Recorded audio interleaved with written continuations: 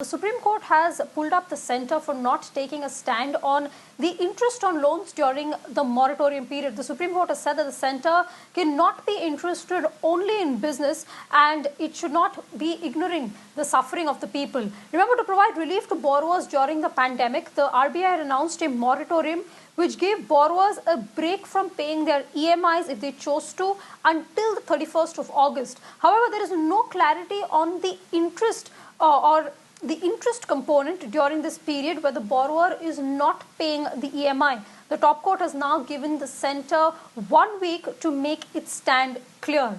Avni Raja is going to join us for more on this. Avni, the Supreme Court has pulled up the centre. This isn't the first time that they are saying, you have to make your stand clear on this issue. But just for our viewers, many of them who have EMI spending, explain to us what this entire row is about and how really the RBI and the centre have tried to tackle this issue.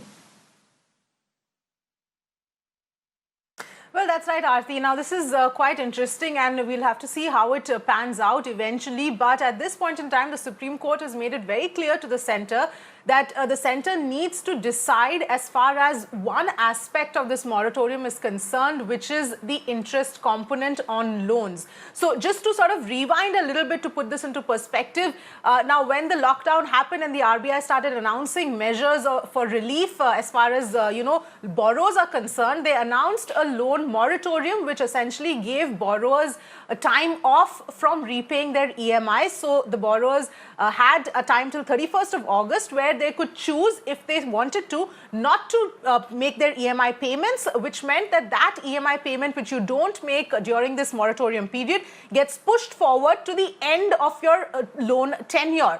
Now, what there was not clarified while I'm making this announcement is what happens to the interest component, because you have an interest component whenever you take a loan, obviously, and the interest from this period also has an interest on interest component when you don't pay either your interest or your EMI amount. So all of this has not been clarified as to whether this means a complete holiday from the entire component of your what constitutes your loan, or does it mean that you have to pay the entire interest component? And this is something that now the Supreme Court has made it very clear that you are giving relief to the borrowers. So you should be, looking at giving relief from interest as well. But it has asked the centre not to hide behind the Reserve Bank, because centre till now has been saying that, it's the Reserve Bank's decision to give these moratoriums. So they have the final say, but the Supreme Court is saying that under the Disaster Management Act, the centre has the authority and has the powers to take a decision and a stand on this, and which is why the Supreme Court has in the next 1 week, by the end of the next week, has asked the centre to make its stand clear. So at this point in time, there is still confusion on that interest component aspect, Aarti. We have to wait to see what the centre replies and finally what the Supreme Court decision is on this matter.